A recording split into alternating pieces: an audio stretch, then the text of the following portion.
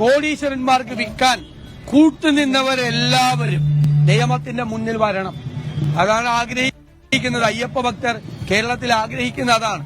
ആ തരത്തിൽ അന്വേഷണം നടക്കണം എന്ന് ഞങ്ങൾ അഭ്യർത്ഥിക്കുന്നു.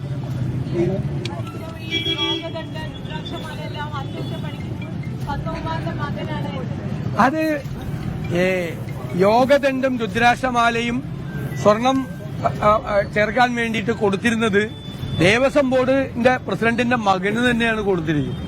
അപ്പം നമുക്ക് മനസ്സിലാക്കേണ്ടത് എന്ത് നടപടിക്രമമാണ് അവിടെ ഉള്ളത്, എന്ത് നടപടിക്രമമാണ്. അയ്യപ്പന്റെ സ്വത്ത് ആർക്കും തട്ടിയെടുക്കാം, ആർക്കും കൊണ്ടുപോകാം, ഒരു നടപടിക്രമവും ഇല്ല. ഇത് പുറത്തേക്ക് പോയില്ല എന്നുള്ളത് ഭാഗ്യം. പുറത്തേക്ക് പോയില്ല എങ്കിലും ദേവസ്വം ബോർഡിന്റെ പ്രസിഡന്റിന്റെ മകനെ ഇത് ഏൽപ്പിക്കാനുള്ള എന്ത് നടപടിക്രമമാണ്. അപ്പോൾ അയ്യപ്പന്റെ സ്വത്തുക്കൾ പൂർണ്ണമായി സംരക്ഷിക്കാനും അത് മെയിന്റനൻസ് നടത്തേണ്ട സമയത്ത് മെയിന്റനൻസ് നടത്താനുമുള്ള നിലവിലുള്ള പ്രൊസീജിയർ മുഴുവൻ, നടപടിക്രമങ്ങളെ മുഴുവൻ കാറ്റിൽ പറത്തിക്കൊണ്ടാണ് ഇതുവരെ ഇതെല്ലാം ചെയ്തുകൊണ്ടിരുന്നത്. അതാണ് വ്യക്തമാകുന്നത്. ഇത് ബാങ്ക്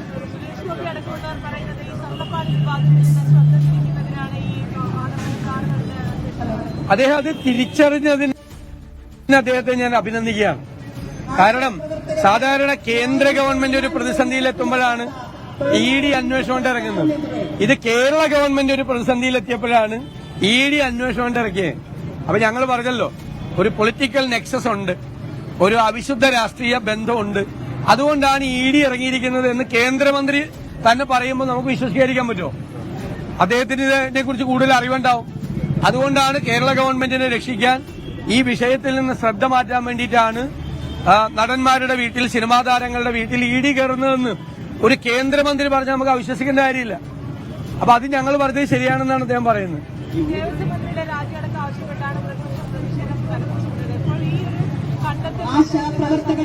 അല്ല, ദേവസ്വം ബോർഡ് ഞാൻ പറഞ്ഞല്ലോ, ഇതെല്ലാം ഇപ്പൊ തെളിഞ്ഞിരിക്കുകയാണ്. ഇതെല്ലാം മൂടി വെക്കുകയായിരുന്നു. ഇതെല്ലാം സർക്കാരിനും ദേവസ്വം ബോർഡിനും അറിയാമായി ഈ വിവരങ്ങളെല്ലാം. ഇത് മൂടി വെച്ചു. ഇല്ലെങ്കിൽ ഉണ്ണികൃഷ്ണൻ പോറ്റിക്കെതിരെ കേസെടുക്കായിരുന്നു, അയാൾ മാത്രമാണ് ഉത്തരവാദിയെങ്കിൽ. കേസെടുക്കായിരുന്നതിന്റെ കാരണം ഉണ്ണികൃഷ്ണൻ പോറ്റി മാത്രമല്ല, രാഷ്ട്രീയ നേതൃത്വവും ബോർഡ് നേതൃത്വവും പെടുമെന്നറിയാം. ഇത് മൂടിവെച്ച് ആരും അറിയില്ല എന്ന് വിചാരിച്ചു. ഈ വാസവനും ഇപ്പോഴത്തെ ദേവസ്വം ബോർഡ് പ്രസിഡന്റും കൂടിയാണ് വീണ്ടും ഉണ്ണികൃഷ്ണൻ പോറ്റിയെ ക്ഷണിച്ചു വരുത്തിയത് 2025. അപ്പൊ ഗുരുതരമായ ഈ കുറ്റകൃത്യം വീണ്ടും ആവർത്തിക്കുന്നതിന് വേണ്ടിയിട്ടാണ് ഉണ്ണികൃഷ്ണൻ പോറ്റിയെ വീണ്ടും ക്ഷണിച്ചിരിക്കുന്നത്. വീണ്ടും ഈ മോഷണം നടന്നേനെ. ഞങ്ങൾ സംശയിക്കുന്നത് അവിടെ ദ്വാരപാലക ശില്പമില്ല, കട്ടളയില്ല, വാതിലില്ല, ഇനി ആകെയുള്ളത് അയ്യപ്പന്റെ തങ്കവിഗ്രഹമാണ്. അതുകൂടി പോയേനെ. അതാണല്ലോ വളരെ കൃത്യമായിട്ടുള്ള കാര്യം. അതായത് വേറെ മോൾഡ് ഉണ്ടാക്കി, ഞാനാണത് ആദ്യം പുറത്തു പറഞ്ഞത്, വേറെ മോൾഡ് ഉണ്ടാക്കി, വ്യാജ മോൾഡ് ഉണ്ടാക്കിയിട്ടാണ് കൊണ്ടുപോയത്. അപ്പൊ പിന്നെ മറ്റേതിന്റെ തൂക്കം തന്നെ ഉണ്ടാവണമെന്നില്ല, ചെമ്പിന് തൂക്കം ഉണ്ടാവണമെന്നില്ല. വ്യാജ മോൾഡ് ഉണ്ടാക്കി ചെന്നൈയിലേക്ക് കൊണ്ടുപോയി ഒറിജിനൽ വിറ്റു. അതാണ് സംഭവം. കണ്ടെത്തൽ നേരത്തെ തന്നെ 1 വർഷം മുൻപ് തന്നെ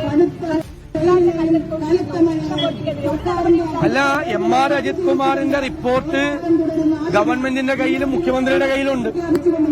അതെല്ലാം അറിഞ്ഞിട്ടും ഒരു നടപടിയെടുത്തില്ല. കാരണം ഉണ്ണികൃഷ്ണൻ പോറ്റിയെ പിടിച്ച ഉണ്ണികൃഷ്ണൻ പോറ്റി മാത്രമല്ല, ഒരുപാട് CPM നേതാക്കളെ അകത്തുപോകും, സംശയമൊന്നും വേണ്ട. അത് ഞങ്ങൾ നേരത്തെ തന്നെ പറയുന്ന കാര്യമാണ്. അതുകൊണ്ടാണ് ഇത്രയും വലിയ തട്ടിപ്പ് നടന്നിട്ട് മൂടി വെച്ചത്. പിന്നെ ചെമ്പ് മാത്രമാണ് കൊണ്ടുപോയത് എന്ന് മഹസറില് ഉണ്ണികൃഷ്ണൻ പോറ്റിയെ സഹായിക്കാൻ പറ്റോടുക. കാരണം ഉണ്ണികൃഷ്ണൻ പോറ്റി പെടരുത് എന്നുകൂടി ഇവർക്ക് ആഗ്രഹമുണ്ട്. ഉണ്ണികൃഷ്ണൻ പോറ്റി പെട്ടാൽ ഇവരും പെടും. ഇതൊക്കെ ഞങ്ങൾ പറഞ്ഞ കാര്യങ്ങളാണ്. പശ്ചാത്തലമുള്ള വലിയ തട്ടിപ്പുകളെല്ലാം പുറത്തു വരാനിരിക്കുക. ഏറ്റുമാനൂർ അമ്പലത്തിൽ ഇതേ ടീമാണ് പോയി 7.5 പൊന്നാന പുറത്തേക്ക് കൊണ്ടുപോകാൻ നോക്കിയത്. ഈ ഉദ്യോഗസ്ഥന്മാർക്കൊക്കെ പങ്കുണ്ട്. ഈ മന്ത്രി വാസവനുമായിട്ട് ബന്ധപ്പെട്ട ചില ഉദ്യോഗസ്ഥന്മാർ കൂടി പങ്കുണ്ട്. അദ്ദേഹത്തിന്റെ നിയോജക മണ്ഡലത്തിലെ 7.5 പൊന്നാന ഏറ്റുമാനൂർ അമ്പലത്തിൽ നിന്ന് പുറത്തേക്ക് കൊണ്ടുപോകാൻ പോയപ്പോൾ അതിനെ എതിർത്തത് അവിടുത്തെ ഭക്തജനങ്ങൾ. അതുകൊണ്ട് പോയില്ല. അതും പോയത് വിളംബര യാത്രയാണ് ഈ വാഹനത്തിന് തൊട്ടു പിന്നാലെ കടന്നു വരുന്നത്. പൊതുസമൂഹത്തിന്റെ നടക്കുന്ന അല്ല അത് ക്ലിയർ ആണല്ലോ.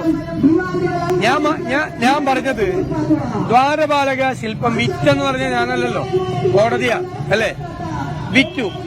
വിറ്റപ്പോ അത് ആർക്കാണ് കൊടുത്തതെന്ന് നമ്മളെങ്ങനെയാ അറിയണത്? അത് അന്നത്തെ ദേവസ്വം മന്ത്രിക്കും ദേവസ്വം ബോർഡ് പ്രസിഡന്റിനും ഒക്കെ അല്ലേ അറിയുള്ളൂ. അതാണ് ഞാൻ ചോദിച്ചത്. മാത്രമല്ല മന്ത്രി വാസവൻ എന്താ പറഞ്ഞത്? ഇപ്പൊ ഒരു കുഴപ്പമില്ല, എല്ലാ കുഴപ്പമില്ല 2019 അപ്പൊ 2019 കുഴപ്പം നടന്നെന്ന് ഇപ്പോഴത്തെ ദേവസ്വം മന്ത്രി പറയുന്നു.